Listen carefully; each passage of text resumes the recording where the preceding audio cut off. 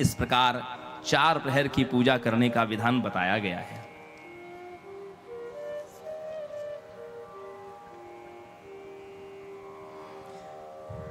शिवरात्रि के व्रत का अनुष्ठान, महाशिवरात्रि के व्रत का अनुष्ठान 14 वर्ष का होता है।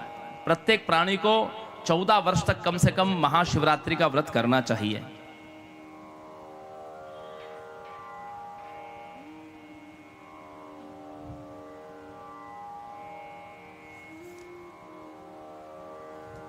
इस संदर्भ में एक कथा आती है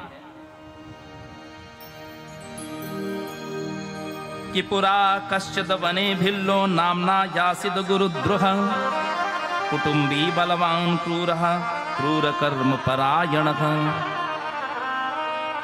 किसी वन में एक भिल्ल रहता था, उसका नाम था गुरुद्रोह।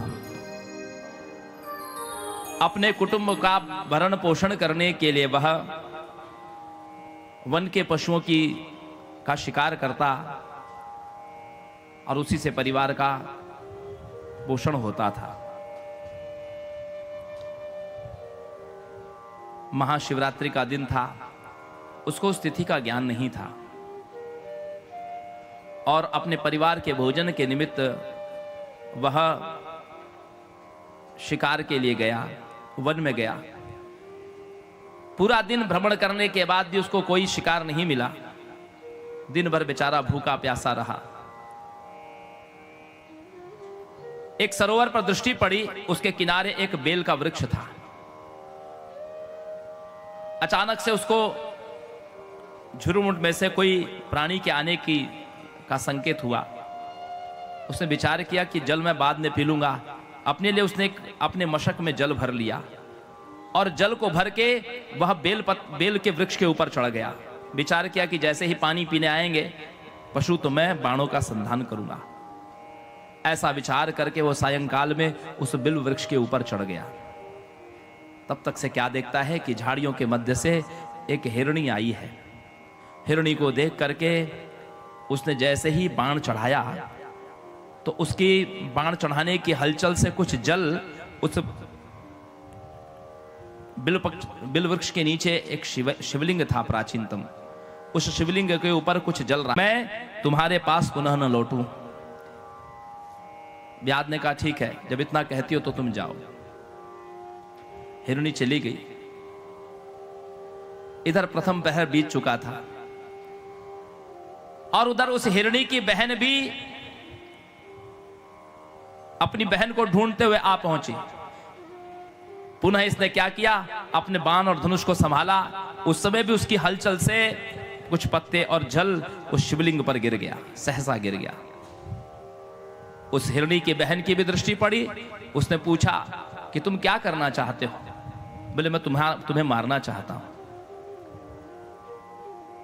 उस हिरणी ने कहा कि मैं चाहती हूं कि मैं अपने बच्चों को बोले तुमसे पहले भी एक हिरणी आई थी, उसने भी ऐसा कहा था।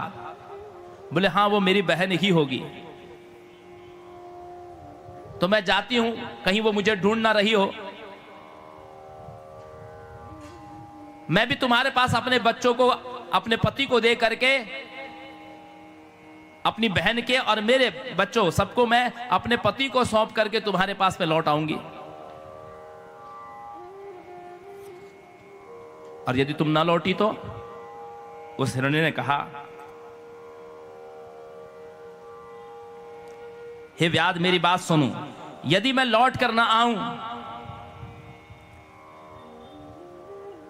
तो जो अपनी बात से विचलित होने वाले का जिस प्रकार सुकृत नष्ट हो जाता है, जो व्यक्ति वचन भंग करता है उसके सारे सुकृत्य नष्ट हो जाते हैं। अथवा जो मनुष्य अपनी विवाहिता स्त्री को छोड़कर दूसरी स्त्री का संभोग करता है उसको जो पाप लगता है। वेद धर्म का उल्लंघन करके मनमाने मार्ग से चलने वाले को जो पाप होता है। शिव निंदा करने वाले विष्णु भक्त को जो पाप लगता है।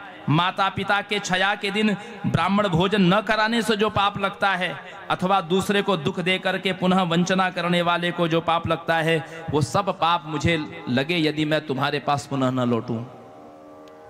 व्याध ने कहा ठीक है, जब तुमने इतनी बड़ी बात कह दी है तो जाओ। दूसरा प्रहर भी बीत गया। तीसरे प्रहर में मृग आया तो मृग को देख करके भी उसने इसी प्रकार से बाणों का संधान करने लगा। उस मृग ने भी कहा कि एक बार मैं अपने परिवार को देख करके आना चाहता हूं। बोले तुमसे पहले 2 लोगों ने यही बात कही, लेकिन वे लौट करके नहीं आए। बोले वो दोनों मेरी ही पत्नियां थी।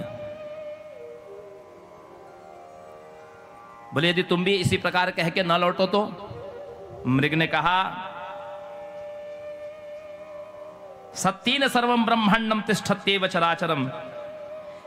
मैं झूठ नहीं बोलता, सारा चराचर जगत इस ब्रह्मांड में सत्य के बल पर ही प्रतिष्ठित है।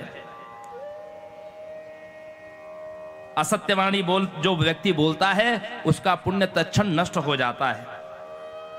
संध्या काल में अथवा दिन में जो मैथुन करने से पाप होता है, शिवरात्रि को भोजन करने से जो पाप होता है, झूठी गवाही देने से जो पाप होता है, ब्राह्मण की धरोहर रखकर बेईमानी करने से, संध्या रहित ब्राह्मण को जो पाप लगता है, जिसके मुख से शिव नाम का उच्चारण नहीं होता, समर्थ होते हुए भी जो उपकार नहीं करता, अमावस्या पूर्णिमा में जो बेल का फल तोड़ने से पाप होता है, अभक्ष भक्षण करने से जो पाप होता है, शिव पूजन एवं शरीर में बिना भस्म का लेपन किए हुए भोजन करने से जो पाप लगता है, वह सब पाप मुझे लगे यदि मैं तुम्हारे पास लौट कर न आऊं।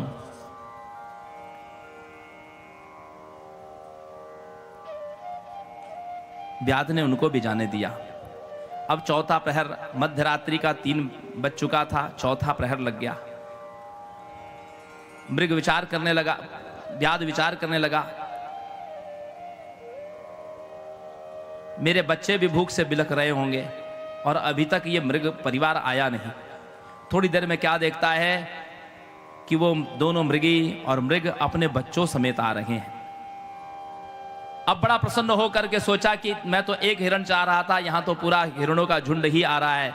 ऐसा सोचते ही उसने फिर बाणों का संधान करना चाहा। उसी समय उसकी हलचल से बेलपत्र और जल पुनः उस शिवलिंग पर गिर पड़ा। 4 प्रहर की पूजा होते ही उसकी मति निर्मल हो गई। बुद्धि में से तामस समाप्त हो गया।